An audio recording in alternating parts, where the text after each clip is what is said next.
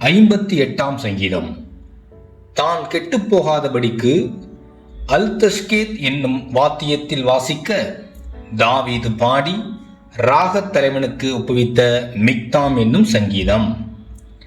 மௌனமாயிருக்கிறவர்களே, நீங்கள் மெய்யாய் நீதியை பேசுவீர்களோ?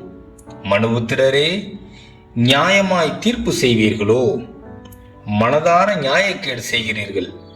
பூமியிலே உங்கள் கைகளின் கொடுமையை நிறுத்துக் கொடுக்கிறீர்கள்.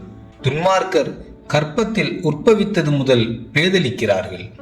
தாயின் வயிற்றிலிருந்து பிறந்தது முதல் பொய் சொல்லி வழி தப்பி போகிறார்கள்.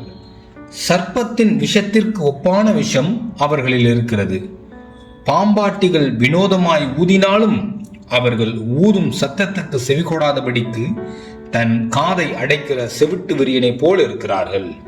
தேவனே, அவர்கள் வாயிலுள்ள பற்களை தகர்த்து போடும்.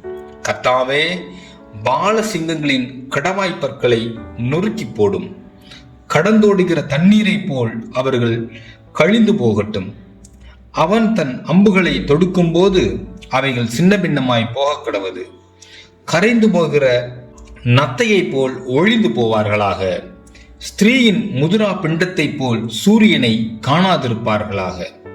முள் நெருப்பினால் உங்கள் பானைகளில் சூடேறும் முன்னே பச்சையானதையும் எரிந்து போனதையும் அவர் சுழல் காற்றினால் அடித்து கொண்டு போவார்.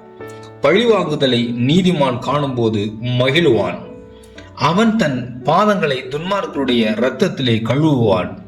அப்பொழுது மெய்யாய் நீதிமானுக்கு பலன் உண்டென்றும் மெய்யாய் பூமியிலே நியாயம் செய்கிற தேவன் உண்டென்றும் மனுஷன் சொல்லுவான்.